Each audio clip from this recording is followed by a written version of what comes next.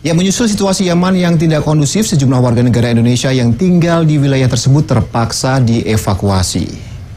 Pemerintah pun meminta semua pihak di Yaman untuk memberlakukan jeda kemanusiaan guna memberikan kesempatan bagi warga sipil dievakuasi keluar dari Yaman.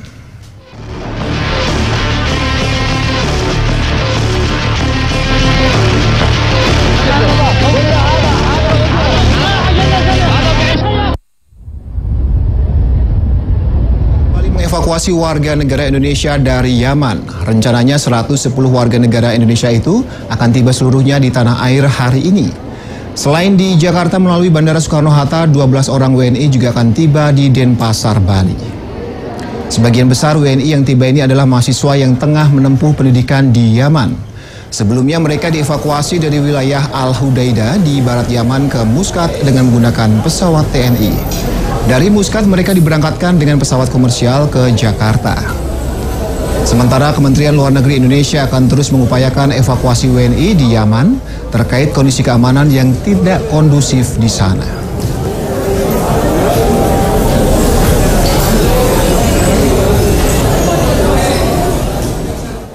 Ya, sejumlah warga negara Indonesia pun banyak yang menolak dievakuasi. Mereka kebanyakan para pelajar yang menimba ilmu di Yaman.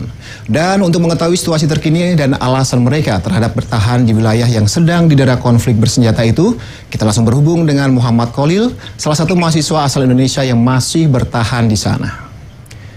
Ya, Assalamualaikum Muhammad Khalil. Waalaikumsalam warahmatullahi. Ya, Khalil, sebagian besar warga negara di Indonesia di Yaman sudah dievakuasi ke tanah air. Tapi kenapa Anda tidak ikut kembali ke tanah air, Khalil?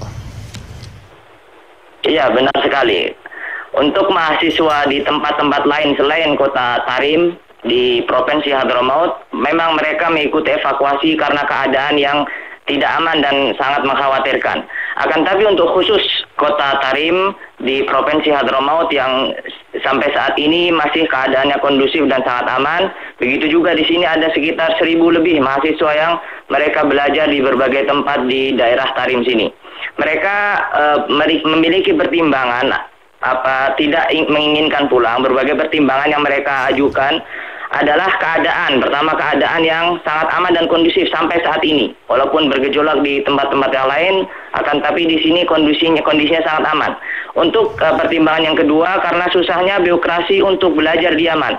Maka dari situ mereka takut kalau seandainya mereka nanti kembali ke tanah air, mereka tidak bisa lagi kembali ke negeri Yaman untuk meneruskan studi mereka. Ya, Khalil. Pertimbangan ketiga, mahalnya biaya. Ya. Ya, dari tempat Anda tinggal, berapa jarak Anda dengan lokasi konflik? Kira-kira berapa kilometer dari tempat Anda tinggal saat ini? Oh, sangat jauh sekali. Konflik yang paling terdekat, konflik dari sini antara 5 jam sampai 6 jam. Itu konflik yang terdekat dari tempat kami. Ya, Anda tinggal di daerah konflik yang cukup jauh, tapi tidak memungkiri bahwa akan juga terjadi wilayah konflik di wilayah Anda. Apakah Anda tidak takut hal itu bisa terjadi, Khalil? Iya, itu yang kami khawatirkan akan meluasnya konflik yang akan terjadi di Yaman. Tapi kita semua berharap tidak terjadi itu. Ya, kira-kira kedepannya seperti apa? Apakah Anda akan terus bertahan di Yaman atau akan ikut evakuasi ke tanah air? Ya, kalau seandainya terjadi konflik dan meluas sampai tempat kita, kami terpaksa dan kami berharap bisa ikut evakuasi yang akan diselenggarakan selanjutnya. Ya, Khalil, Anda berasal dari Sragen, Jawa Tengah. Lalu apakah orang tua Anda tidak khawatir dan menyuruh Anda pulang ke Sragen, begitu? Ya, itu sudah biasa sekali karena memang mereka selalu hubungan sama kita dan menanyakan keadaan di sini. Mereka mengatakan kalau seandainya keadaan tidak aman, maka segera untuk balik ke Indonesia. Baik, Khalil, terima kasih. Selamat melanjutkan kuliah dan tetap berhati-hati di sana ya, Khalil ya. Assalamualaikum, Khalil. Ya, konflik di Yaman hingga saat ini terus memanas, membuat orang tua di Desa Cinangka, Jawa Barat khawatir karena anaknya tengah menempuh pendidikan di negara tersebut. Pihak keluarga pun berharap mahasiswi yang berada di Yaman bisa turut dievakuasi pemerintah dan kembali ke tanah air.